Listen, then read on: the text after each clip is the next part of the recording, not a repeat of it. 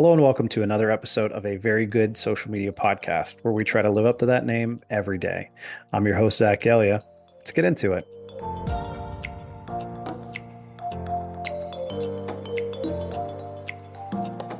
All right, so my guest today, someone that I've never met in person, someone who I think I've been in contact with probably for a few years now.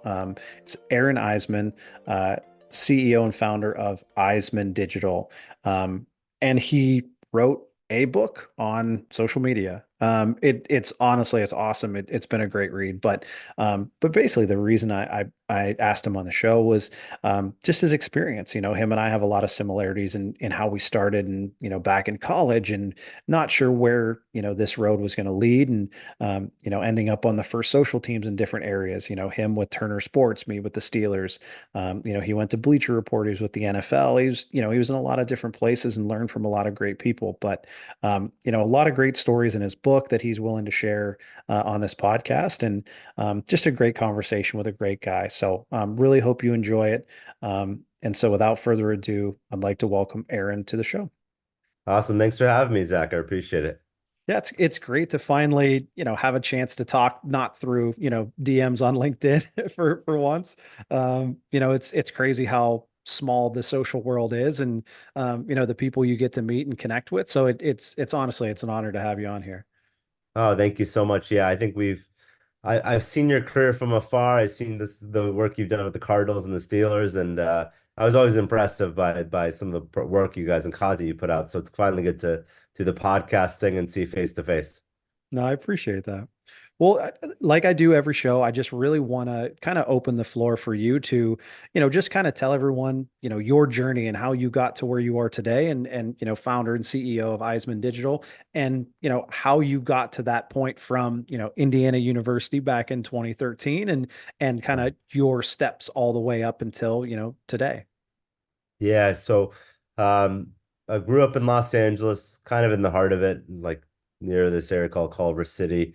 And we grew up, my brother, dad, and we grew up loving sports in general. Like we go to 5 to 7 Dodger games a year. We go to Clippers, not the Lakers, even though the Lakers were the team when I was growing up, obviously with Kobe and Shaq. We would go to Clippers games and watch Elton Brand, Darius Miles, and Quentin Richardson, all those guys. We go to Penn State football games when they play in the Rose Bowl against USC, which I think they lost both Rose Bowl games, but they just won a recent one last year against Utah. But like ultimately, like we love sports. We watched it, we played it, we read about it. I mean, listening to Vince Scully growing up was just a blast. His storytelling was phenomenal. And then I grew up reading the LA Times, Los Angeles Times, like the newspaper was very generic, but it just get thrown in the driveway. I'd come down the driveway, I'd pick it up every morning and read what's going on in any stories, any what's going on in the newspaper. And that's what I wanted to be growing up. Is like, every person that works in sports is some failed athlete at some point or another, I think. Like we always had dreams of making it somewhere. I mean, I had dreams of being the Jewish Larry Bird one day, but that fell short. Very, very flat on my face. But like I played some golf. Got in some tournaments here and there. But ultimately, like when I wanted to come, my good dream and goal was then to become a writer for the Los Angeles Times one day. And so what did I do? I got a journalism degree from Indiana University. Moved there, lived the Big Ten life. Got to cover all the teams. I mean, wrote for the newspaper for 4 years straight, covered the number one team in the country in 2013. Victor Oladipo and Cody Zeller and that team where we were, I think, 14 or 15 weeks straight, number one team in the country.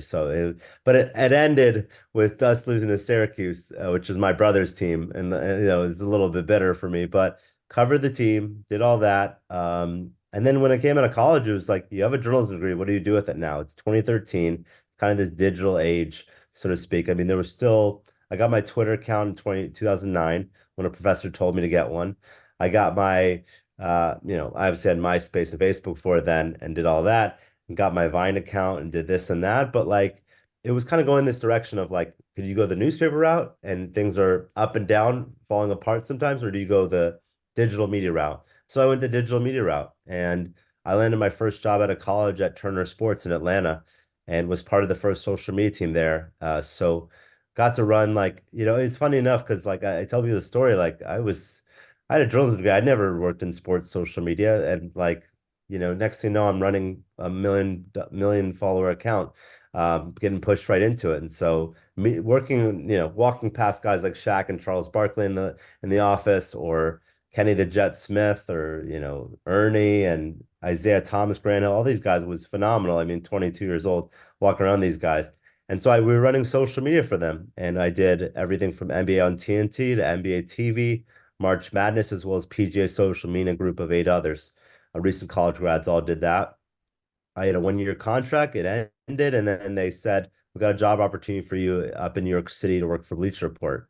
And so that was a great time to get a Bleacher Report because in 2015, so slowly when things were starting to turn the corner, Instagram was starting to become more of a thing. The team went from 4 people to probably 20 plus people in a 6 month period. So it was really high, heavy growth. And I was part of like just doing some creative, doing posting on all platforms, doing strategy and analytics. And it was like it paid social. It was a really good education for social media for the next 2.5 years of my life. Then I wanted to come back home to LA after being gone from Indiana to Atlanta to New York City. Wanted to come back home to LA and got a job with the NFL. I think it's actually one of the guys, CJ Toledano, who just put in a good word for me at the NFL. He was a Bleach Report guy he created a lot of viral content for Bleach Report back in the day. But he put in a good word for me at the NFL. I worked for the NFL Network for the next year and a half under a contract and really did a good job of like building up NFL Network social media. I mean, I solely ran NFL Network and I had an intern under me. And most people think, oh, you're gonna have a big team and NFL Network, but the NFL has the bigger team. NFL Network has a small, nimble team of me and an intern, and we did good things. I mean, we ran the network channel. We posted quite a bit. We got the numbers up, and after that year and a half contract ended, I didn't know what was next, and I decided to start my own company, Eisman Digital, to where I am today in July 2019. Had a couple clients, pandemic hits, went up and down, and then here we are today, 4.5 years later. We wrote a book on sports social media. I'll get to it later, and then we've also worked with over 40 clients, from athletes and sports agencies to tech companies, startups, sports gambling apps, and more. So it's been a really cool ride for me, even non-sports. I mean, I've worked with a lawyer, a former dog TV star, a kids nutritional app. I've done some cool projects, but ultimately, like sports has always been my passion, like I talked about, and I'm loving what I do today. I really love the creative autonomy I have and the ability to work with the clients I want to work with and everything. So it's nice. That's awesome, man. Well, I so many different things in that story kind of rung true to me. You know, the failed athlete side of things. That was Yeah, like, I felt that in my soul, man. Like that was just, you know, I played baseball and hockey all growing up, hockey all the way through college. Sort of played through college. I wasn't all that, didn't get that much playing time and wasn't all that great, but it was basically like, what do I do after this? Because it's not, you know, there is not a payday doing what I've known for so long. And, you know, the other side of kind of my interest and my, I guess, talents were the creative side. And, you know, I painted, I wrote, I always loved, you know, the video editing and things like that, but I never really knew it could be a career, you know, like I graduated college in 2011 and it was like, all right, well, now what? Like I love, you know, I love communication, I love video editing and, audio mixing and right. Wow. digital design, but it was like what do I do with this? And so, you Right. know, luckily enough, like walked into a job with the local speedway in Michigan and just kind of it took off from there. So it's interesting your story and mine with the parallels there. Yeah, yeah, no, totally. I mean, I think it's good because I think, people, I would have loved it in college to realize like I need more than just writing. I mean, writing still helps me to this day of being like a journalist, being a copywriter, putting together whether it's 144 characters back then or, you know, more, 144 pages, which I wrote in a book. It just all depends. But like ultimately, yeah, it's good to have those creative skills that you've probably learned and you probably thank the classes or wherever you learn this, whether it's YouTube or just doing it, because I think it probably still helps you today. Because for me, it's like I learned how to write really well. I learned how to be a creative thinker, and you're like more of a creative doer. You're like getting it done, and you're the people that I tell my idea to, and you just perform really well. And so I think that's, but I've learned how to do that. I mean, along the way, I've learned how to be what I call a Swiss Army knife. I've learned how to do video edits on a Premiere Pro, Photoshop, for graphic design. I've learned how to do, all these other tools, Canva, InShot, CapCut, whatever it is.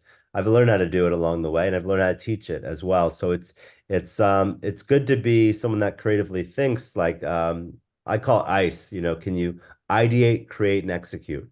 Can you do that in social media, as a person? Some people can do one of the three. Some people can do two of the three. Can you do all three?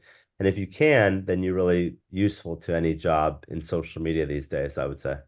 Yeah, definitely. Well, and honestly, like it's so crazy because even back when I was in college and trying to figure out, what I wanted to do, it was none of that stuff I really thought was going to help in my career. It was stuff I enjoyed, right? And it was, even after I ended up in the industry, it's not like, here's a job in social, now we're going to send you to take classes to figure out how to do this. It's all on your own and just like you said, like YouTube University, man, Yeah. that's how I learned how to do everything. And so it was like, I had the basics understanding from, a Photoshop and shortcuts and where the tools were, but like I didn't know how to use it. And then same with, Premiere and After Effects is still something I'm working with and Lightroom and things like that. But it's like Yeah. I at least got the basics down so that then it was like, all right, well, like I have to teach myself how to do this. And, it just kind of that's the drive that, has helped me in my career and, definitely sounds the same for you. Yeah, yeah, totally. I mean, I've had to learn like how to really adapt and change with the times and change with the different platforms. I mean, I've been in the Vine Billion Loops Club for two different companies I've worked for, which is there's only three sports companies that have been in the Billion Loops Club, and that's Turner Sports, Bleach Report, and the NBA. Not the NFL. I think the NFL wasn't big adapters of it yet. But like it was just it's cool to get that work experience, that work opportunity, because I got some taste of it and internships from 2009, 2013 in college, but I never really got that sense of like a social media internship, a social media job. Like I just learned on the fly pretty much. And now I'm jealous of the people who can get a master's in social media, who can get like become a social media director or higher, even higher up positions now in even different levels, because like there wasn't much social media jobs in 2013, 2014. And now I'm glad like I've gotten to where I am today because of that now 11 years of experience that I've gone through. Well, and you bring up an amazing word, and that's adaptability. Because Mhm. that's literally the world that we live in. Like you mentioned, Vine, like that was such a huge thing and such a focus on so many business lines, and then it's gone. And it's like, okay, well, now Yeah. what? Like now we adjust, now we figure it out. Like all of these platforms that have risen, fallen somewhere Yeah. in between, like it's all about adapting. And it's just like you said, like you're learning all of these different skills because you're adapting to what's put in front of you. And in this industry, there's something new put in front of you every day. Right, right. So you have to learn like what's my Vine strategy, which lived and died. Periscope was a thing where we were scared as hell at Turner Sports. I remember in 2015 that people were going to Periscope from the golf course, live stream it while we had the TV broadcast rights. We were worried like people are going to use their phones and steal the live footage. So like it was very like interesting to see these platforms change and adapt. I mean, Instagram. I told this on another podcast sometimes. Like Instagram, I used to think of it as you take a picture of like some graffiti or some a trash can, you put a filter on it, you call it urban art, and that's a post on Instagram. Or like I got Chipotle and boom, here's a picture of my burrito and it goes up on Instagram. Or like I'm tweeting back then with no video, no photos, and I'm just like giving status updates or mini blogging, I think is what they called it at the time. So that's what like I mean, these platforms change and adapt, and it's you got to be with the times and adapt with it, or else you can fall behind. And I think you just have to, and you have to constantly learn from different generations and how they use the platforms as well, because the way I use it as a millennial versus a Gen Z or a Gen Alpha, whatever they're calling the next generation, is like totally different. And we all consume things differently, but you got to be understanding like this is the audience. I'm playing to them. I'm playing to what they're all about. And I've got to figure out the content and the engagement rate and all that stuff that engage, we will, get to those people so that we can be most successful.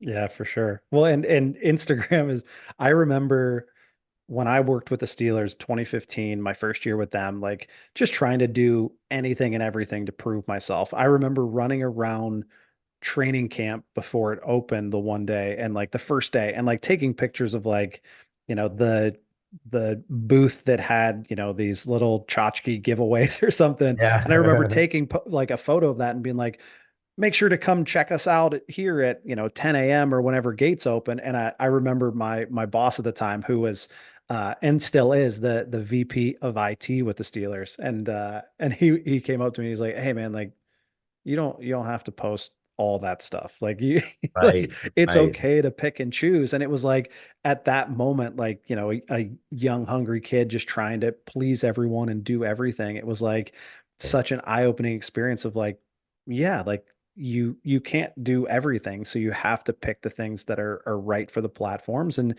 it's something so simple and something that he probably has never thought about again. But it was just something that like immediately made an impact on my career and right. how I kind of operate even today. Yeah, I remember when I was working for, yeah, no, the people, bosses, people around you, like they help shape your career. I think it's good to have those. Like, I call it the sponge mentality. It's like good to be around people that you can learn from and consume their content, their experience. I had a similar story. I misspelled Muggsy Bogues' name wrong on his birthday for NBA TV on Instagram. And my boss looked at me like, "What are you doing? Like, got to look at that, like, got to double check." And so then now from then on, like, I didn't make a mistake on whether it's Muggsy Bogues or anyone's name because I would Google it and I would copy and paste it or put it on my phone so I remember that to spell the name. So it's like it's definitely like good to have those moments where you slip up or you make a mistake or you do something that's not needed for an organization and you just grow and learn from it. I mean, that's the only thing we can do in those scenarios. Just grow and learn and adapt and get better at our jobs. Yeah, it's true. And like I couldn't count the amount of mistakes that I've made in my, dozen years in the industry, but it also helps you as a leader and as someone who is, working with a younger generation of talent. And you have these younger people underneath you, and kind of how you were treated when you made those mistakes, and kind of Right. how you wish you were treated. But Yeah. like it gives you that kind of that vision into how they're feeling, and you already know that they're beating themselves up about it. So it's Right. like, why not take a different approach and walk through it and understand it from their lens, which is such a huge help each and every day. Right, right. I mean, people make mistakes, things happen, misspell words, put the wrong image in somewhere and something, put the wrong player in this or that. Like you thought it was this player, they tagged it wrong or whatever it is, or and people will learn from it and get better. And you can give, maybe a little slap on the wrist or whatever, but like, you're right. At the end of the day, that it might be beating themselves up like I screwed up today.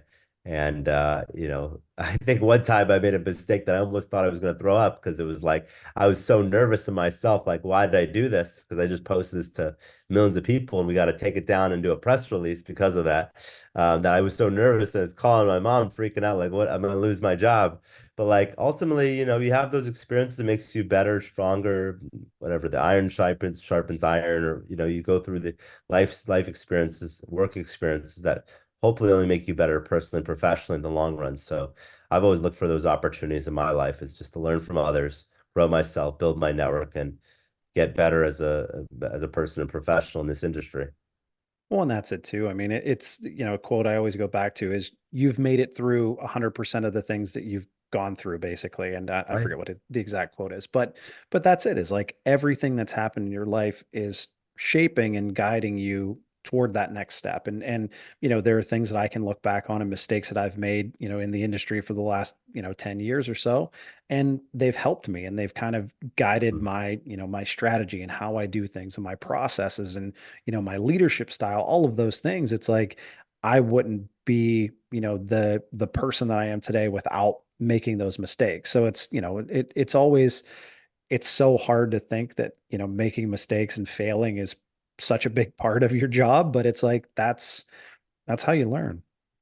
Right. But you live and learn and move on to the next one. There's light at the end of the tunnel, and all that cliche stuff. It's true. It's just it's anything is possible when you have that opportunity to even get into that opportunity to that other people are obviously envious of. You get in the opportunity to tweet, to post, to do what you can on a social media account and have that authority kind of in a job opportunity. And you take away a lot of lessons from it, good and bad, I think, and it just should make you better in the long run. Yeah, definitely.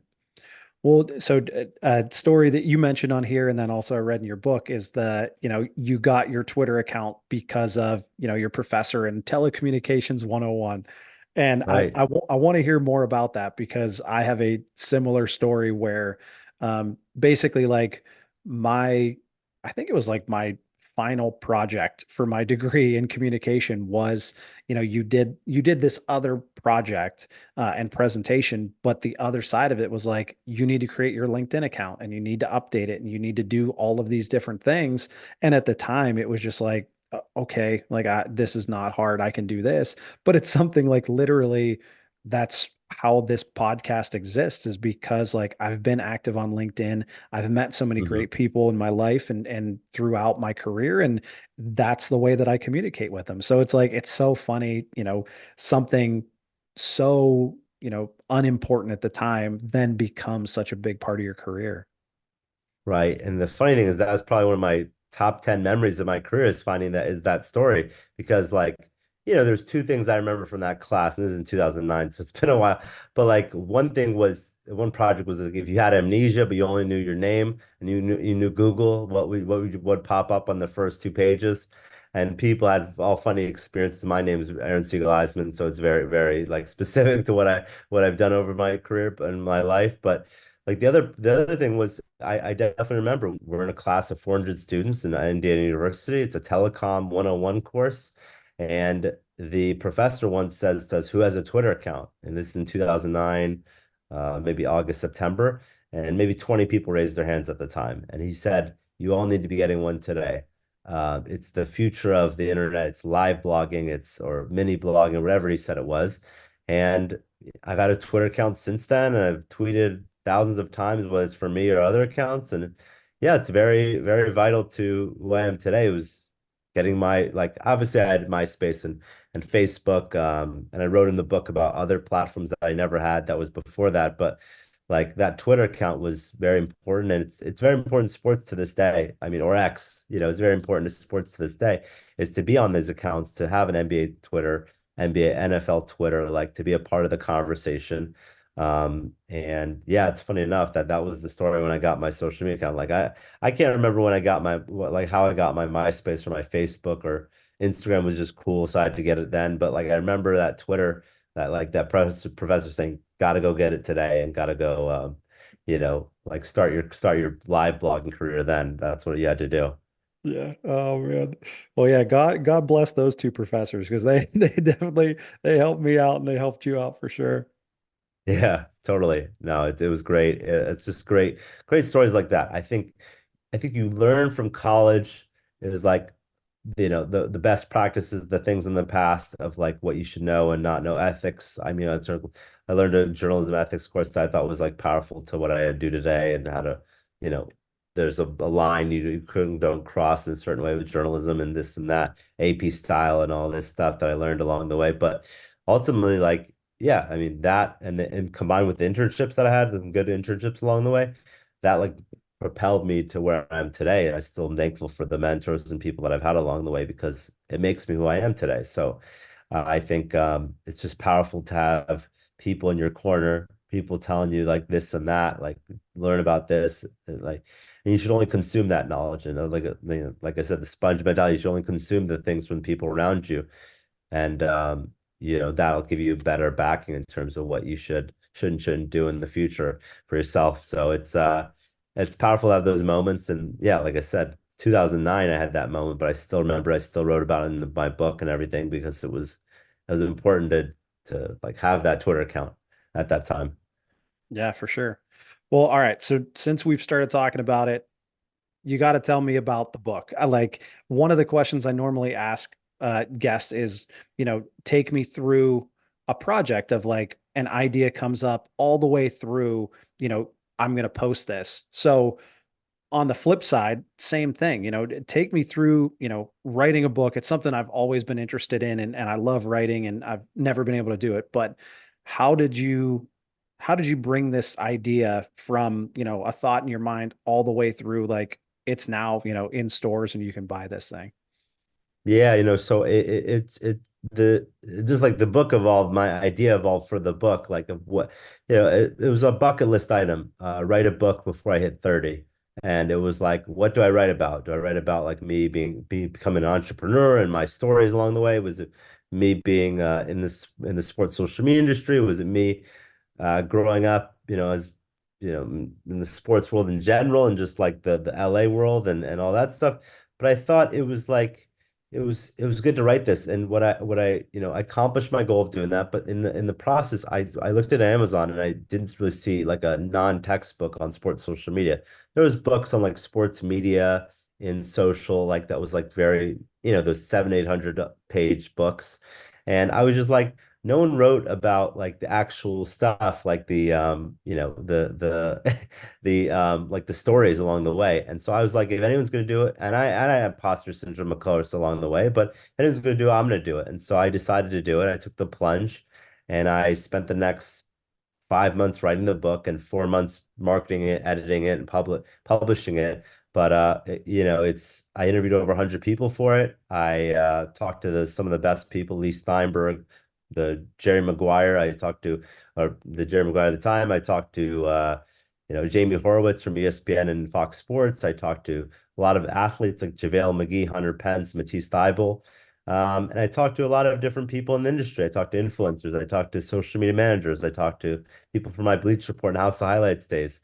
I got to talk to a lot of good people along the way, and it just is some of my experiences. I would say 30% of my experience, but a lot of it's like stories of people that are in the industry that what shaped it to what it is today. So I'm very appreciative of interviewing all these people. And I probably could do a second book on it because social media's changed in the last 2, 3 years since I wrote the book.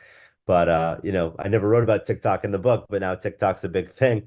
But like, I'm appreciative of like how I put it all together, the way I wrote it, and I think it came out good. I mean, we sold probably almost 500 copies now. I just got an email that we sold 50 copies in January because of one of the universities picked up the book. FIU, Florida International, and Miami picked up the book. So like we get copies, and I don't even do much promotion of it any. I mean, sometimes I now and then say, "Oh, we sold more copies. We got it into a university," but like just sells itself. People look at Amazon, they search for a book on sports social media. My book's the first one that pops up these days. And I'm sure other people will write books about it or other, this and that. But like I'm appreciative and glad and give myself a pat on the back to write it. And also shout out to my mom, Robin Siegel, for like giving me the plunge and pushing me into it. So before like all that happens, I mean, it's you gotta have people in your corner that just support you and say, do it, do it. Like just like you had with your podcast, someone's got to be there saying, you should do it. You should just accomplish the goals you want to accomplish, and people are going to support you and get you there. You got to listen to what they say, your mentors, your parents, whoever they are, and just hopefully push through with it and, you know, do accomplish the goals you want to accomplish in life. And I'm glad I did that. And every year I do a spider web of goals I want to accomplish for the year, and that was one of them. And I'm glad I did it, and I'm very proud of what it came out to be, and how many, not just the copies it sold, but they allowed me to be on podcasts like this and do other things for my career, get new clients and stuff. So for my business, so it's been really impactful over the last, since November 2021 it was published. That's awesome. Well, yeah, I think you brought up, just wanting to make sure everything's perfect, like, you needing that push, the paralysis by analysis. That's, one of my, Right. I think probably my worst, well, no, I'm sure I have worse qualities, and we could probably ask my wife, but like it's it's something where it's like something like this, like the book, it's like you want it to be perfect. You want everything to Right. be thought of. You want every angle to be covered, and it's impossible. Like you It need is. to at some It is. point just take that step off the ledge and go for it. And like things will happen. And I'm sure it wasn't smooth sailing all the way through writing it and promoting it and publishing it, but it's like at the end of it, you're so proud and so happy that you did it. Right, right, exactly. Like, there's probably 50 people, 50 more people I could have interviewed for it. People in the industry that either didn't respond back to my message, said no, or said like I have to talk to my PR team or the PR team and for the company, like to get the approval. So a lot of it was, but still, I think yeah, like you said, it's proud. I'm proud of it. I'm proud of what it's accomplished for my career. I'm proud of what people have read and learned from it, hopefully. And it's just a great piece that I was able to do, and I still have the passion for writing, and who knows what I'll write next. But ultimately, like I'm glad I got it out there into the world, and I'm glad people love it, and I just hope it keeps, I hope people keep, buying it, reading it, sharing it with their friends, and hopefully everyone keeps learning from it, because I learned from it while writing about it, while interviewing people. So I hope other people learn similar stories and opportunities and things that they can learn from others in the industry because of the book. Definitely. Well, the evolution of sports social media, if you haven't read it yet, pick it up. It's definitely worth the read. I'm about halfway through it. I think I got it like, a week ago. So I'm cruising through it pretty well, but highly recommended. Um, it was awesome to hear about that for sure. All right, so one last question about the book.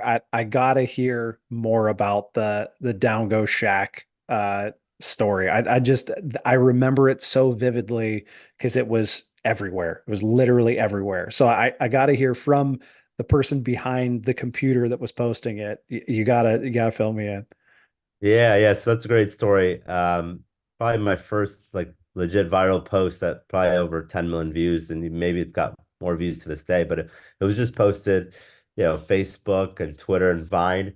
And I was sitting down on the couch, or it was a table that my parents like set up for me in front of the TV. This is Christmas. I'm Jewish, so I was the one working. The other two guys were celebrating Christmas. And NBA on TNT is a big deal. NBA on NBA basketball Christmas is always a big deal. And so I get to cover it. And there was just that moment where you see something and you're like, I gotta go with it. Like I don't need my social media manager's approval. Like this is gold. I gotta hit it and grab it. And so I'm watching it. Shaq gets pushed into a Christmas tree by Kenny the Jet Smith. I grab it off of Snappy TV, which is is our platform to record off live TV. I push it out on Twitter or Vine first, or Vine then Twitter. I forgot how it was, and then Facebook, and it just goes absolutely viral. And all I wrote was "Down goes Shaq," 3 words, and that was one of the most memorable moments of my career. Was that's the first chapter of my book is just writing how that happened. And it was, I can vividly remember it was like a nice day in LA. I'm visiting my parents and like, I mean, Chinese food on the table. And I'm watching this happen. And I'm like, this is amazing content. Like, and I had other stories from that period of time. I mean, one of my ideas once got on TV actually, like, um, there's a moment where Ernie had like the gray suit with the red bow tie, and it just reminded me of Pee Wee Herman because I grew up watching Pee Wee Herman, and so I said for the guy next to me, the guy who does all the illustrations and the fun stuff, the fishing and all that stuff, and I told them like maybe like we could put a Pee Wee Herman next to it, and so he's quick. Pushed out, the producer said, "Go with it," and they all started laughing. All the guys on the set because they had the Pee Wee Herman laugh along with the illustration. But like the Down Goes Shaq story was like amazing because it was just I was just at the right moment at the right time in my career, and I had other moments. There was one where he tripped over wires and fell on his face, and that was another viral one. But I always remember that first viral one. And you remember the ones you messed up, like I said about the Muggsy Bogues one, but like that first viral one was just a major pat in the back, like a major like opportunity that I seized, and I'm so glad that I was there at the right time to post it and at the right job opportunity to post it. So I'm grateful for that opportunity that I was given, and luckily I took advantage of it, and we had a good viral post and viral moment out of it. Well, it's so funny that, basically our job in sports, like, yes, there's a ton of strategy and there's a lot that goes into it that goes overlooked and really, is the backbone of everything you do, but you're planning for the unplanned, like you're leading up to these shows or these games or these moments where it's like, okay, we have everything planned and under control. Now we have, 3 hours, 2.5 hours, however long a game is. And it's like, let the madness happen and we have to figure it out. So take me through your mindset of just, when you're going into something like that, like you said, you're sitting on the couch in front of the TV on Christmas and you're watching this, how do you, I guess, mentally prepare for just the madness that could happen and sometimes doesn't and sometimes does in an amazing way. Yeah, I was used to say, and I probably learned this in my Turner Sports days or my Bleach Report days. There's like that proactive content and the reactive content, the evergreen stuff and the breaking news stuff, and the stuff you can't prepare for, and the stuff you can prepare for. And so I would say like that moment was I didn't prepare for that. I didn't know that was going to happen. I was in Los Angeles. The show's happening in Atlanta. Like I don't know. Like he's gonna get pushed into a Christmas tree. Maybe they planned that. I don't know. But like I just thought that was like a cool moment, and I was just there at the right time. But uh ultimately, like, yeah, it's those things that you just don't know is gonna happen. I mean, I'm sure players for the Pirates can have a cycle or a no-hitter or a big moment, and you just don't know it's gonna happen in this game because 160 plus games in a year. So it could be that one moment, that one game that person has that. For me, it's I've been in the sports media world for some time that it's just there's a viral moment that happens either on screen with Shaq, Charles Barkley, Kenny, Ernie. Those were a lot of viral moments I had along the way. There was other things, the stories a lot that I had, but like, yeah, it's just you got to like really have a good eye for it. You've had like I feel like not ever like people think it's so easy to do social media and anyone can do it, and an intern can do it. This person can do it, that person can do it. But there's certain key qualities you need to have that have made me and you successful along our years. And I think one of it was the attention to detail, like understanding like anything can happen at any moment and you've got to be prepared for it and you got to know like this is going to do well content wise like not I obviously not everything in my career has hit and gone viral or gone like overperformed, but like there's moments where I can understand, see a piece of content and be like this can connect to our audience that we're trying to connect to, and this will engage the audience and this will is shareable content to their friends and stuff. So I was just saw that moment and I just saw like this is like perfect, like this is TV social media gold. And I took advantage of it and didn't even wait for the thumbs up from my social media manager. I just like I gotta go with it and I gotta push it out before anyone else does. It's kind of one of those things where it's like if that's viral, it can go viral for someone else, but we're the viral account that everyone's looking for to post that piece of video. And I'm glad I did, and it was funny, and it led to millions of views. And I don't have the track of it because I wish I could put it on Gondola, that platform Jared Kleinstein, those guys did. But like if I could, like I'm sure I'd be proud of where it ended up. And 10 years later is to the date, is when it happened. So or 10 years this Christmas, yeah. So I was really proud of that moment, and I'm glad I was able to be there at the right time to do it. And it's just one of those stories that I'll always have for the rest of my life, I believe. Well, in working in sports, it's like you have to watch the game through this different lens than anyone else. Like that's the way I always kind of describe it is like I worked for, the Steelers for 4 seasons. I worked for the Cardinals for 3 seasons. And I told everyone like I've missed, I missed 4 years of Steeler games. I missed 3 years of Cardinals games Right. because you're not watching it through the same lens as a fan who's just, watching to enjoy, watching to be entertained, watching to be, Right. elated or heartbroken, whichever way the game, breaks. But it's, you're watching it through that content lens of like, you see something on the broadcast, you see something on the sidelines, you see, a fan saying something. Like there's so many different things that you're keeping an eye on in addition to what's happening on the field, the stuff that's being created to showcase what's happening on the field. But it's just that different, like you said, it's like that different viewpoint. It's the different attention to detail where it's your attention to detail are different details than what everyone else is Mm. kind of watching.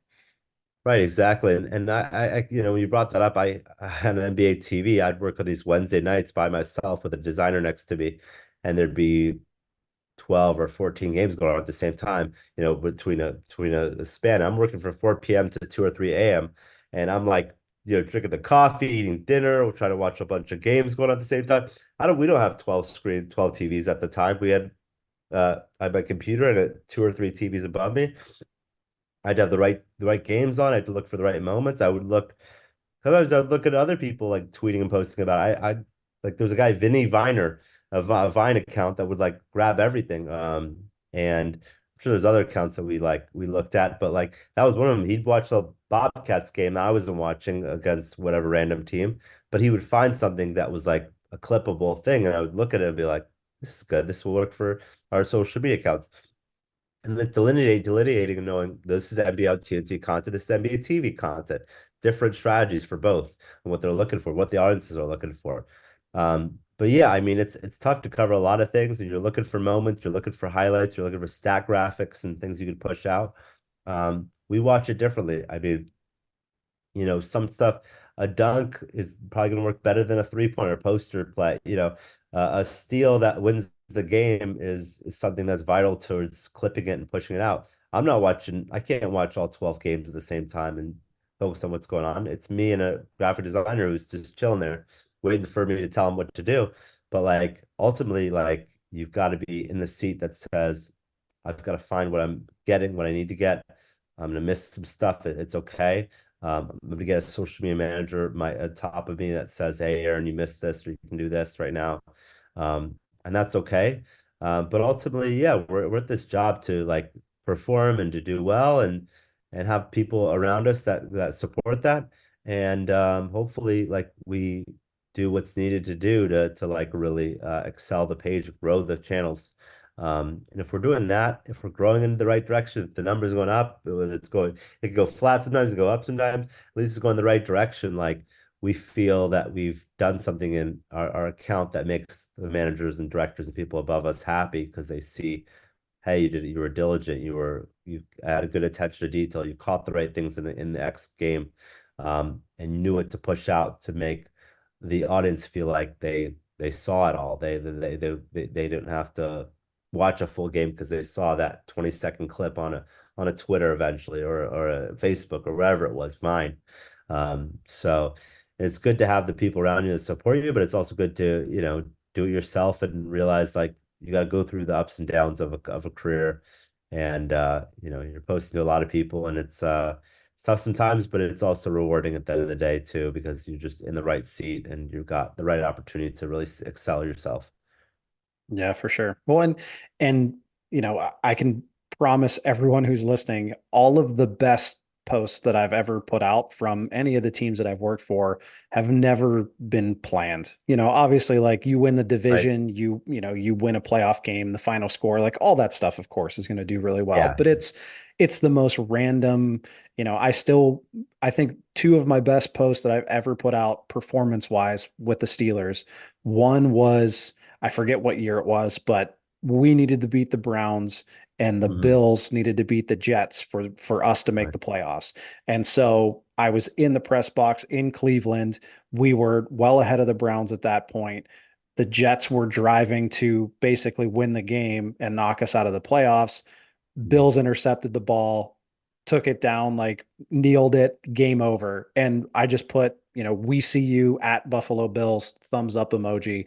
And it Yeah, I was remember like, that. and it went crazy. And it was just because like one, it was so pertinent to what was going on, but it was like it was exactly what all of our fans were talking about and wanting to say at that time. So, like the way I always describe our accounts and X or Twitter very specifically is like that's your group chat with all of your fans. Mhm. So if it's Right. like if this is something you're about to say to your buddies or whatever text chain you have when Yeah. you're watching your favorite team, like if this is something that you think would get a great rise out of them, this is what needs to go on Twitter. And that was just kind of like spur of the moment. I went with it. Like we were still playing at the time, but it was like we had to do something and it worked really well. And Yeah. so it's like Right. it's so crazy where it's like you have to have that feel and you have to have that, trust and faith in yourself and also, have the trust and faith from your leadership to be able to make those calls. But, it's Right. it's the weirdest things that work and to all of the people who are managing these accounts out there for whatever level of sports, like you're never going to get everything. Like I can promise you there's always going to be something that pops Yeah. up in one of your games that one of your fans gets and it blows up and you're like, how did I miss that? because you're watching a billion things at once and trying to do a billion Yeah. things at once. So don't beat yourself Yeah, up. It's exactly. okay. I could promise you I've missed a billion things covering all these games that I've covered. And but it's that's how you learn and you grow and you find your own style and you make it work. Right, you're watching the ESPN stats of the game. You're looking at the stat monitor. You're looking at TweetDeck, or I don't know if it's still around, but TweetDeck was a big deal.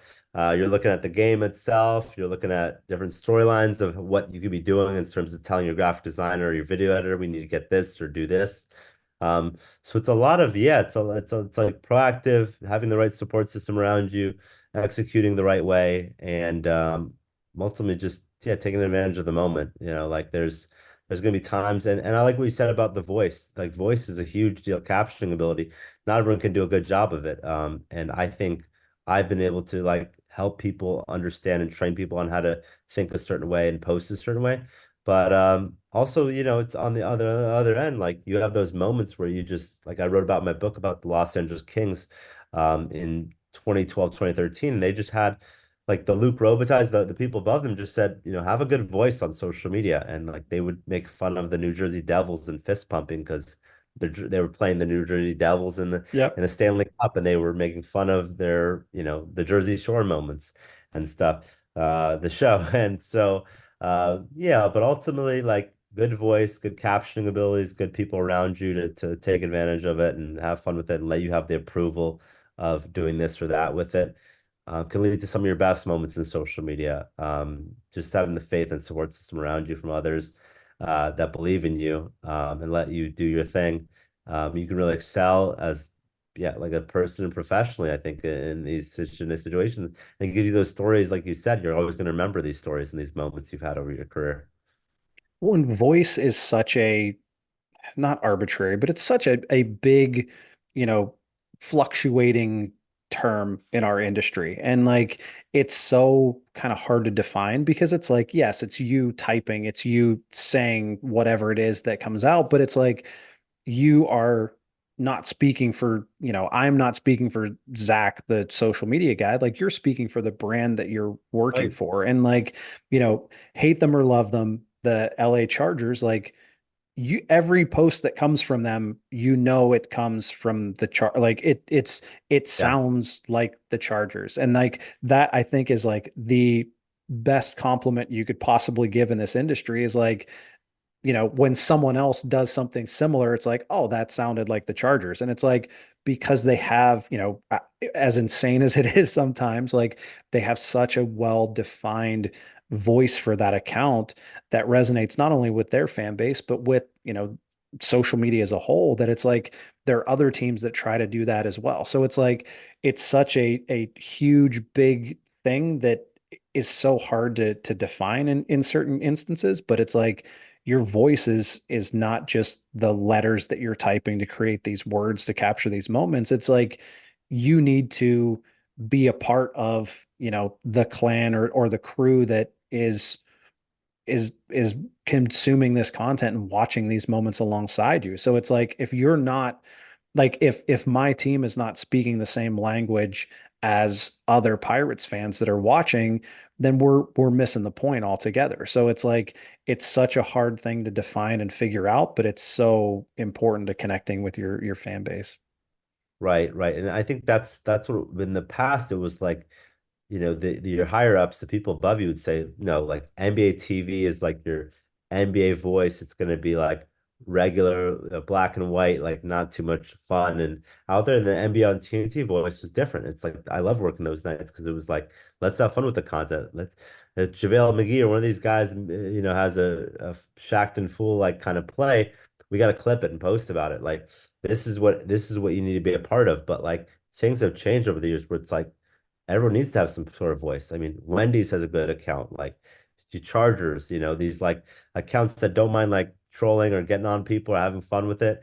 Like these are people who resonate with different audiences because someone behind the keyboard just typing the right things and know how to respond and react to certain things and capitalizing on the moments. But like, yeah, it takes sometimes not days, but years to learn like the proper voice of an account and getting it right And like you said, there's people you learn from around the industry that you're like, this is so creative. They thought the right way. They were in the right situation. Maybe they had a good journalism background, a good writing background, or they're just a very creative thinker, and they knew what to like push out the right time, and it hits with the audiences.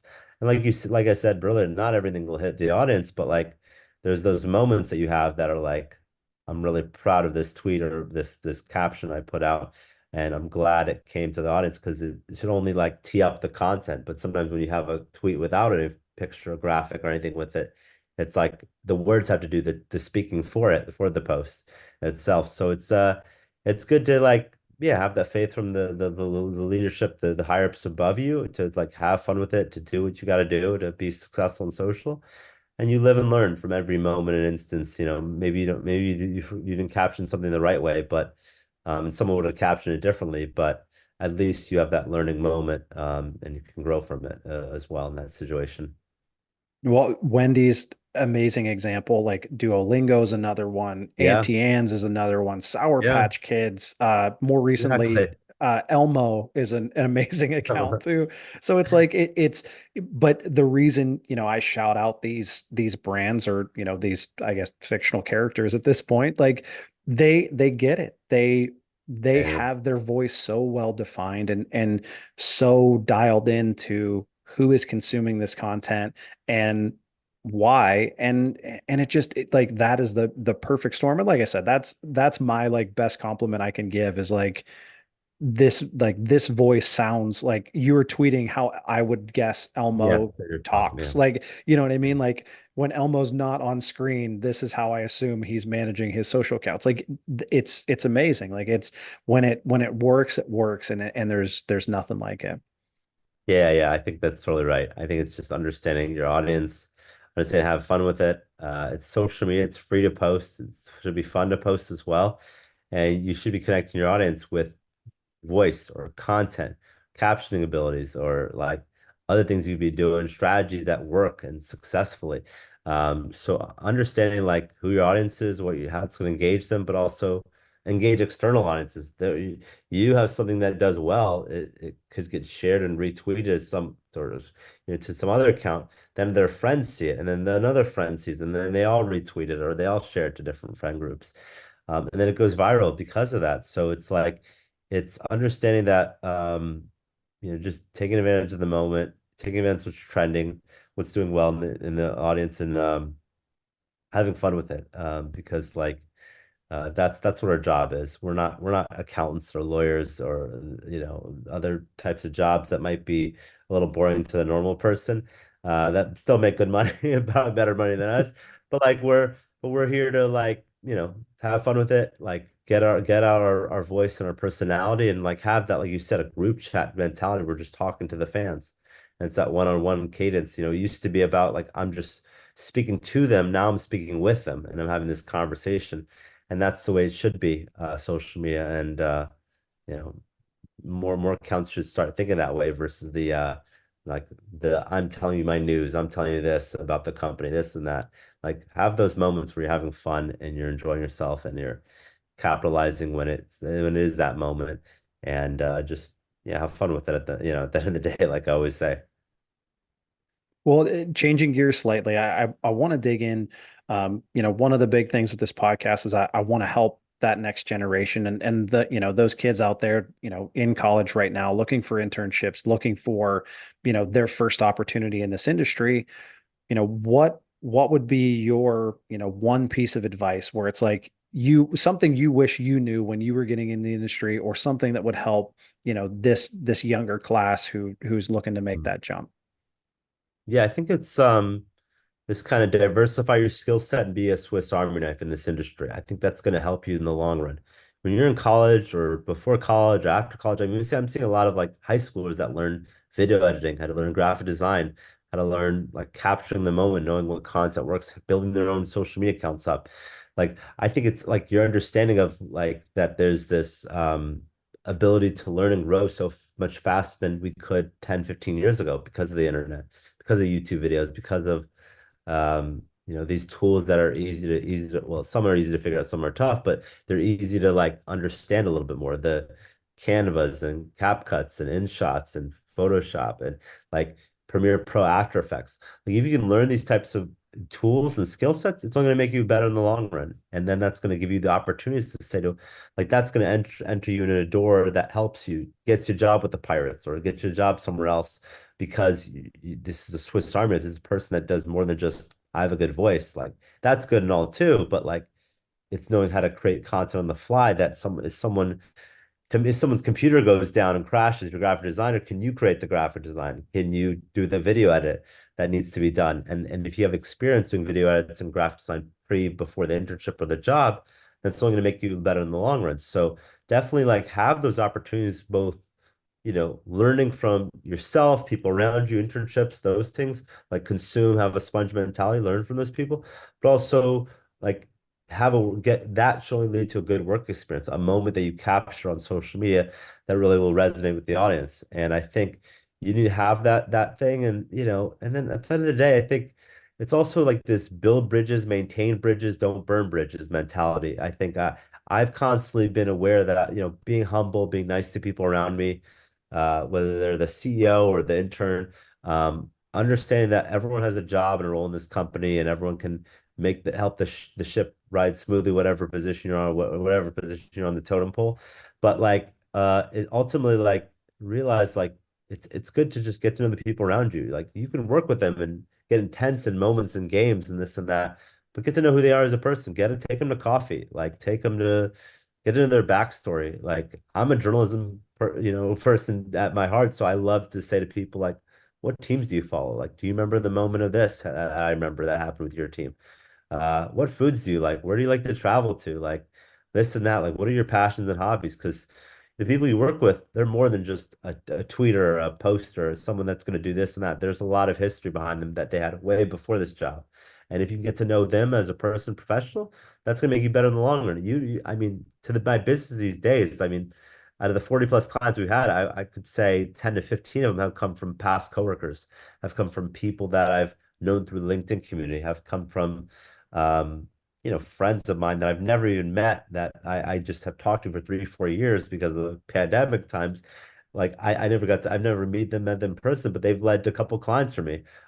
So build your network, grow your network, learn from people around you, have sponge mentality, and become adaptable, have skill sets that are really going to make you just advantageous in this industry because, you know, everyone can post and say they know good at this or they try to have to capture the moment like mentality, but like not everyone can put all the skills together and become efficient and become execute the right way so that your bosses can say, wow, you did a good job of this video edit, this graphic design, and you take ownership of it and you realize like I learned this years ago. I did this type of work years ago, but I'm still learning on the job as well. That's okay to do, but I had that skill set from past jobs or past work or just freelancing on the side that you're like, this is only going to help me to this day with this job. So it's good to learn from the people around you, grow your skills, become adaptable, build your network, and just be a good person. If you're a good person, you're humble, nice,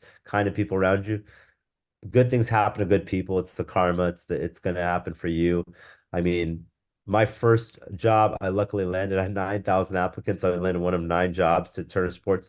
Then they said, we got a job for you, Bleacher Report. Then someone at Bleacher Report said, I have an opportunity for you at the NFL. And now I've had clients because of all those jobs and those opportunities. So it's, I've just been a good person. I've been friendly and fun and easy to go along with and easy to get along with. And, it's just helped me to this day. So build your network, grow your network, and learn as much as you can. Each opportunity you have, consume as much knowledge and experience that you can. Well, and you bring up such a something that gets overlooked too much, and something probably that I did a little bit early on in my career, but just getting to know the people that you work with, like not just, what can you do for me or how do we interact when, Right. work is happening, but like, what do you like? Like, what TV shows do you watch? What movies do you like? Your sports teams? Mhm. Like, do you have any tattoos? Like, all of the things where it's like, you need to get to know each other as human beings so that Yes. when, when everything is flowing smoothly and everything is going nice, like everyone plays fair and everyone is nice to each other. But like when you get into those difficult times and you get into those, those situations that are a little bit more, tough to deal with, who's, in the, the foxhole next to you, and Right. you're going to go to bat for this person, and say you get in an argument and things, it's out of character for this person, you know at least who the person is, you know Right. like not just the worker. It's all right, well, they're having a rough day, I know there's a lot going on, and we're good, like I'll follow up later, we'll make sure everything's fine. But it all goes back to something that's so basic, and just get to know the people that you work with, and genuinely care about their well-being, and it takes you so far. Right. No, then that's helped me through the years. I have on my phone, like text this, text John, email Zach, LinkedIn message this person because um, I was good to them a long time ago. I did something for them a long time ago, and they did something for me, and they helped me in my career. And I'm constantly willing to just keep in touch with them and say, what you got going on these days? How, like, what's up? Like, how you doing? Like, how's your family? I saw you just had a kid, or this or that. Like, it never hurts to like get to know these people because you never know down the road when you see them at a conference, or they you need a job and they work for that company, or you need a reference and they helped you out along the way. You never know what could lead to it. And just by being a good person, just by like getting to know them and getting to understand who they are as people, that should help you. That should grow you. And that should, allow you more opportunities down the road that you wouldn't have gotten because, you know, people can open the doors for you but your skills can keep you in the room, in the building. But like sports, you need some people to open the doors for you, or else you're gonna compete against 1,000 other applicants. And what's gonna make you stand out with 1,000 other applicants and 100 other people that have the same resume you do? It's knowing the right people in the right places, and you might have built that network before you got there, so you can ask the right people and LinkedIn message the right people, and just say, "Hey, like, I'd love to work for that company you work for. I'd love to get a recommendation. I'd love to do this or that." So it's just build you get those opportunities because you're a good person and you help the people around you, get to know the people around you because you never know where they can go 5, 10 years from now, and you might need a help or a favor down the road, and they remember what you did for them or the relationship you had with them, and they're grateful for it, and you're grateful for it, for that opportunity that they might have given you or they could give you. Yeah, for sure. Well, honestly, man, I can't thank you enough for being on the show. I learned an awful lot. I hope everyone else did. It was a great chat. Just want to wind things down. I have a few quick hitter questions. Yeah. Answer them as quickly or as slowly as you want. Some industry stuff, some pop culture stuff.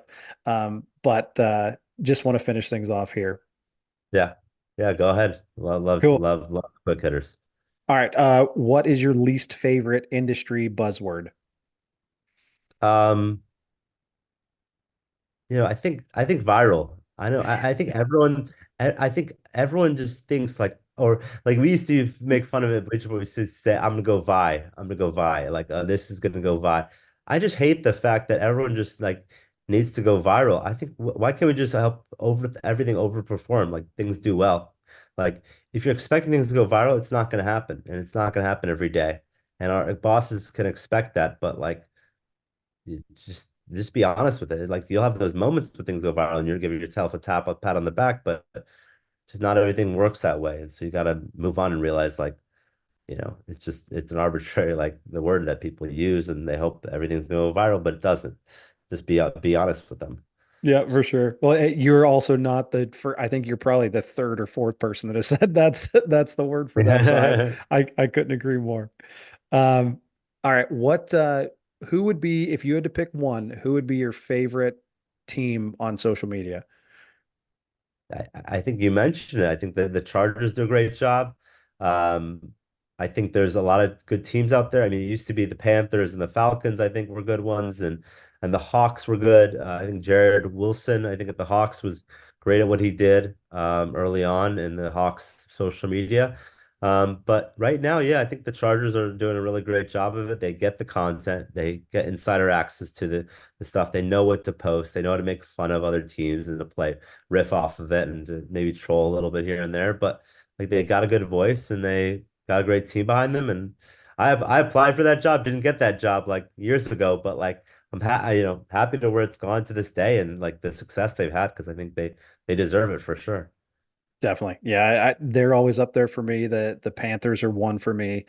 Another like sleep, probably not a sleeper pick, but like a team that I just think always hits the right note is the Chicago Bulls. I don't know, like I'm not a Bulls fan, like obviously MJ and the history there, but like it just the things that they end up doing you see on social and you're like, man, it's amazing. So Yeah, hopefully I'm trying to get Nico or someone from the Bulls on the pod. I've reached out to a couple of them, but good. fingers crossed for sure. And let me know if I can help with anything. Reach Sounds out to anyone. good. Parks and Rec or The Office? Um, I go The Office, but they're close, 1, 2. I still say everyone needs to have a treat yourself day, which is from Parks and Rec. So I mean, especially in your social media, these high intense, stressful situations, you need to have a treat yourself day. You need to go play golf, get a massage, like go to a movie, do things like that. Get off your phone for a second or a minute or a day. Because like that's only gonna make you better in the long run. But like, yeah, like Dwight, Michael Scott, like all those guys are phenomenal. I mean, I think it's one of the best shows of all time. All right, Friends or Seinfeld? I didn't watch much of either actually growing up, but I will say I like Seinfeld. I love the humor. I love what Larry David did for that show. There's like on point moments that they have like through the show that I even still hear to this day that I might have not watched the episode. The Soup Nazi and some of the stuff with the Yankees and the George Steinbrenner stuff and the other things of that nature. I think it's just a great show. It has great moments. But yeah, I'd say Seinfeld for me. Vine or MySpace?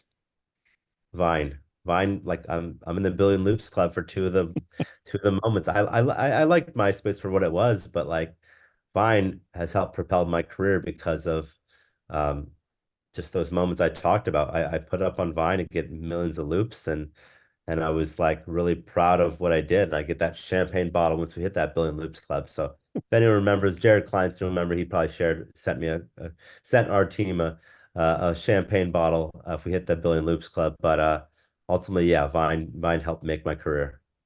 That's awesome. All right, last question is rate the finale of Game of Thrones from 0 to 10. I would give it like an 8.5, 8.5, 9. I think it was good. There's probably some questions still left behind, but like I love the show. I loved anything HBO produces. I think Entourage is one of my favorite shows ever. I think The Wire is a good one. Sopranos. Like I love my family grew up watching like Thursdays NBC like ER and The Office and Parks and Rec and these shows, and Sundays we'd watch HBO shows. But like Game of Thrones is one of the best. And I actually helped write for Game of Zones a little bit in Bleach Report. So that's a little nugget that I don't talk about as much in the book.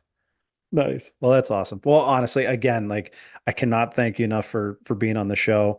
Had a great time. I hope everyone enjoyed. This has been another episode of a very good social media podcast where we try to live up to that name every day. And we will see you next time.